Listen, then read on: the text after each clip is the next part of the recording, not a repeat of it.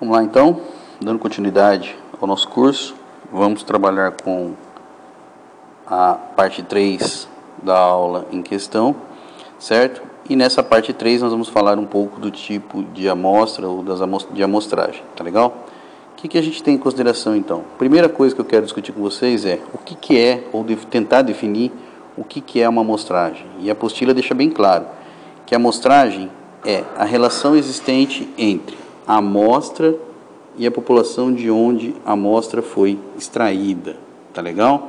E quais são as vantagens para se realizar a amostra? Eles colocam de forma bem clara e importante para nós que as principais vantagens estão na redução dos custos, certo? Ou seja, a partir do momento que eu trabalho com menos elementos a serem pesquisados, é óbvio que a minha pesquisa vai ficar muito mais barata. A rapidez, pelos mesmos motivos que a redução do custo, eu tenho com relação à rapidez.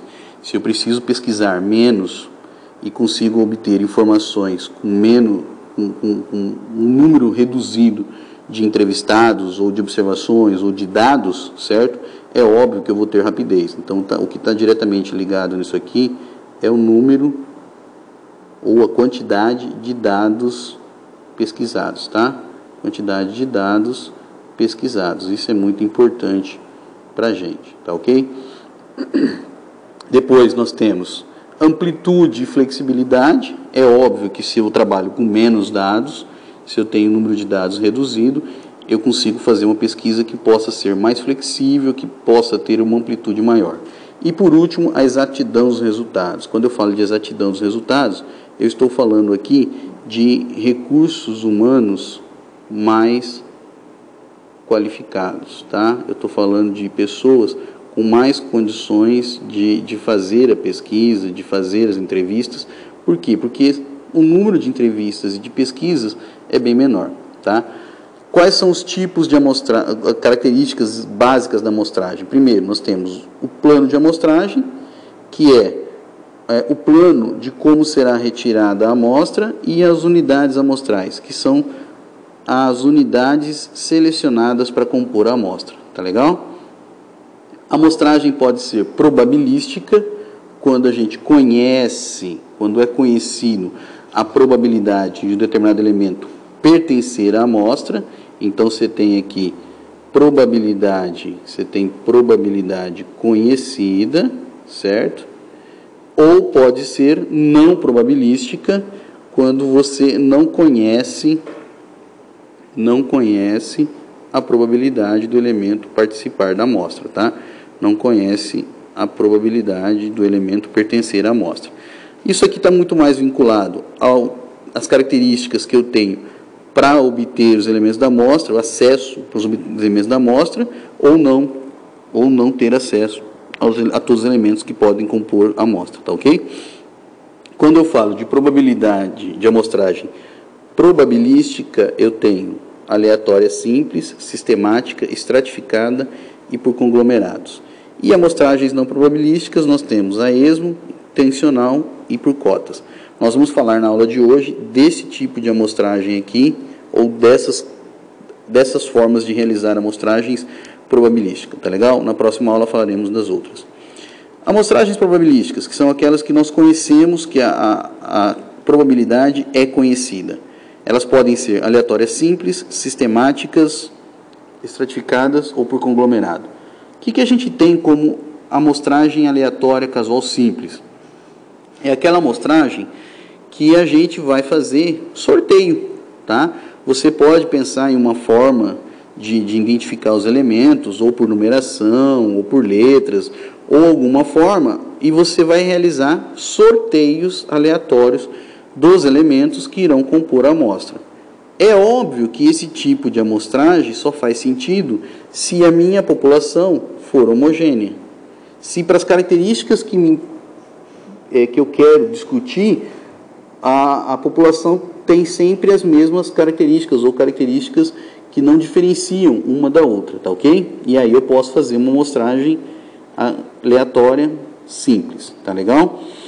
Eu posso também fazer amostragens sistemáticas. O que são amostragens sistemáticas? É aquela que eu defino um determinado sistema para realizar a retirada dos elementos da minha amostra. Por exemplo, imagine que eu queira fazer a pesquisa de satisfação das pessoas que estão na fila de um banco. Fica difícil eu pegar de uma forma simples, então eu posso pensar numa sistematização. O que é a sistematização? A sistematização vai funcionar da seguinte forma: eu vou definir um número de população, vamos pensar nesse caso aqui que eu tenho uma fila, a minha população vai ser N igual a 20, e eu vou perguntar na minha amostra para 4 pessoas. Então, para poder criar o sistema da sistemática, da amostragem sistemática, eu vou pensar o seguinte: como é que eu vou encontrar essas pessoas, como é que eu vou definir essas pessoas, como é que eu vou organizar essas pessoas? Então, eu posso pensar o seguinte: eu vou sortear um ponto inicial da minha amostragem, tá? Eu posso sortear um ponto inicial da minha amostragem e, a partir dali, eu determino um intervalo de número de pessoas que eu vou chamar. Eu pego o ponto inicial, conto algumas pessoas e encontro outro. Conto mais algumas pessoas e encontro outro. Como é que eu encontro isso? Então, eu vou definir que o meu intervalo, K, pode ser definido com o número de elementos da minha população dividido pelo número de elementos da minha amostra. Ou seja, eu tenho 20 sobre 4, ou seja, eu vou ter K igual a 5. Cada 5 pessoas eu vou fazer uma entrevista. É uma forma que acabei de definir a partir daí o que? Um sistema de amostragem, tá? Encontrei um sistema de amostragem, por isso, sistemática. A outra forma de realizar a amostragem é de forma estratificada. O que é isso? É quando a variável de interesse apresenta uma determinada... Ela é heterogênea para a população, mas eu posso definir grupos homogêneos para essa situação.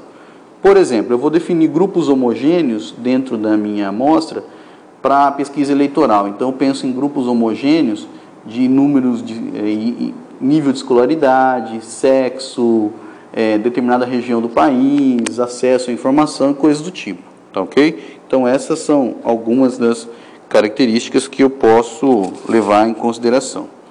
Como é que eu vou definir, então, a proporção, o tamanho da minha amostra, ou o tamanho do extrato da minha amostra, em função do número de elementos que eu tenho? Eu vou pensar na população e vou pensar no tamanho do extrato, o número de elementos que compõem o extrato. E vou criar uma razão aqui, ou uma proporção, vou criar uma proporção dos elementos que compõem a amostra, tá ok? Como é que eu vou fazer isso? Vamos dar um exemplo aqui para poder facilitar. Vamos imaginar que eu queira fazer uma pesquisa de satisfação das pessoas em relação aos serviços prestados por uma prefeitura, tá ok? E aí, em estudos anteriores, para um determinado estado, as cidades foram divididas em 3 grupos, tá? 3 estratos, que levam em consideração o tamanho da cidade. Então, nós temos cidades pequenas, cidades médias e cidades de grande porte. Considerando que eu quero trabalhar com uma amostra de 200 cidades, a pergunta que quer ficar é: quantas cidades eu vou pegar para compor essa amostra de pequeno, de médio e de grande porte? Quantas eu vou pegar de cada uma delas? É essa a pergunta que nós temos que responder. Supondo que eu tenha 700 cidades de pequeno porte, dos 100 cidades de grande porte, 100 cidades de médio porte e 27 cidades de grande porte, isso aqui compõe a minha população. Tá? Isso aqui compõe a minha população. Em função dessa população, como é que eu vou determinar a minha amostra? Isso é a minha pergunta. Bem, para fazer isso, eu vou ter que definir, então, qual é a proporção de cidades de pequeno porte que eu vou pegar. Como é que eu faço isso? Eu tenho que definir o número de elementos de cidades de pequeno porte dividido pelo número de elementos da minha população. Como é que eu encontro esse número de elementos da minha população? Como é que eu encontrei esse 827 aqui? Basta eu somar todas as cidades. Então, a somatória das cidades N1, N2 e N3 vai dar 827 cidades. Essa é a minha população, tá ok? Então, eu defino a minha proporção Para cidades de pequeno porte, 0,84. Para cidades de médio porte, 0,1209. Para cidades de grande porte, 0,326. Para que serve essa proporção? Para eu multiplicar pelo número de cidades. Então, das 200 cidades de pequeno porte, a hora que eu multiplicar a proporção, aqui, eu vou obter aproximadamente 170 cidades. Das 200 cidades que eu quero pegar da minha amostra, ou seja, desculpa, aqui é amostra, tá, gente? Não é número de cidade, não. A minha amostra, das 200 cidades da minha amostra, proporcionalmente vai ser composta por quantas cidades de pequeno porte? 170. Das 200 cidades de médio porte, proporcionalmente vai ser composta por quantas cidades de médio porte? Então, eu vou pegar o valor da proporção e multiplicar pelo valor da minha amostra. E aí eu vou obter 24 cidades.